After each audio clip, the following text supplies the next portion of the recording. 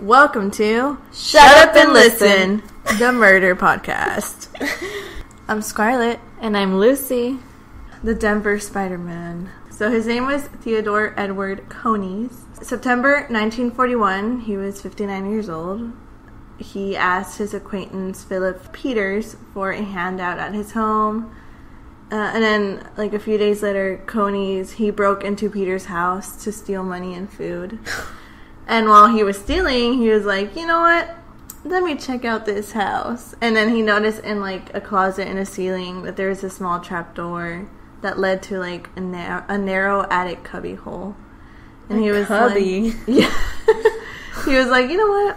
This seems very spacious. Let me live there. A cubby. A cubby.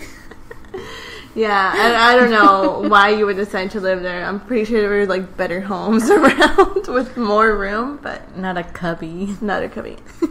I mean, it's a good hide-and-go-seek spot, if you ask me. Okay, so he said he lived there without Peter knowing, which is really creepy.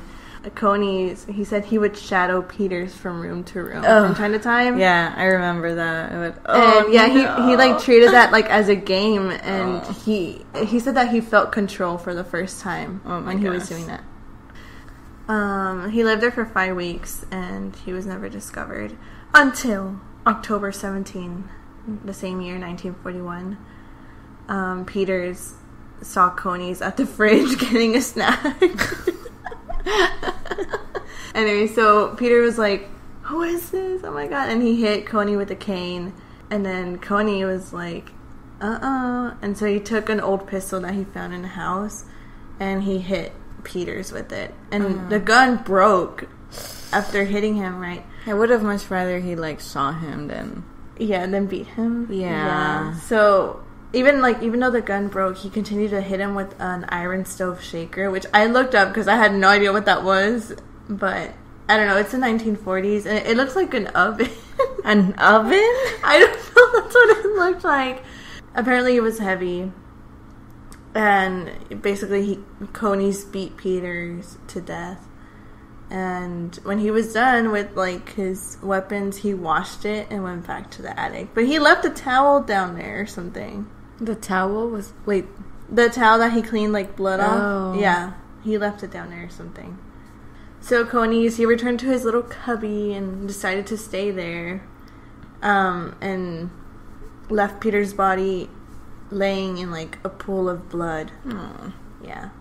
Anyway, so Peter's body was discovered that same day by a neighbor because a neighbor noticed that Peter didn't come for dinner. Mm-hmm. So he was like, what the hell is going on? He called the police.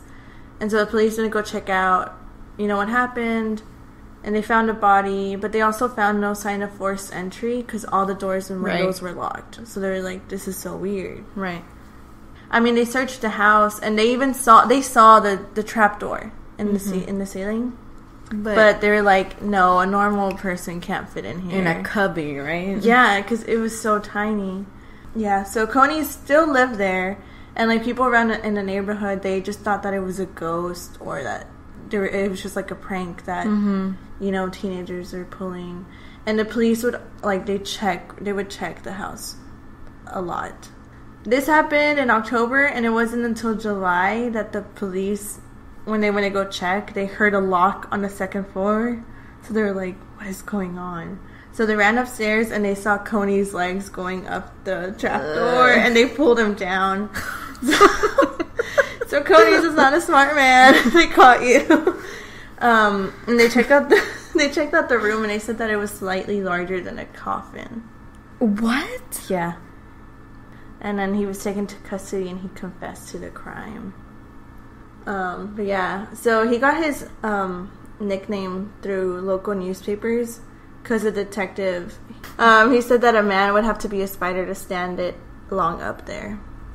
So that's why he's called the Denver Spiderman. He lived in the attic for 9 months. He was charged for murder and he was sentenced to life in prison. And he died in prison.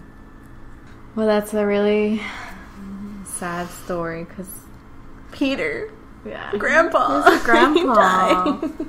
That's so sad. And I think, like, just the way he died was just so... Ugh. Yeah. Like, Ender... I don't know.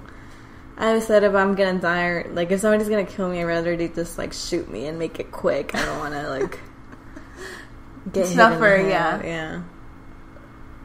Yeah, I would not want to be beaten to death.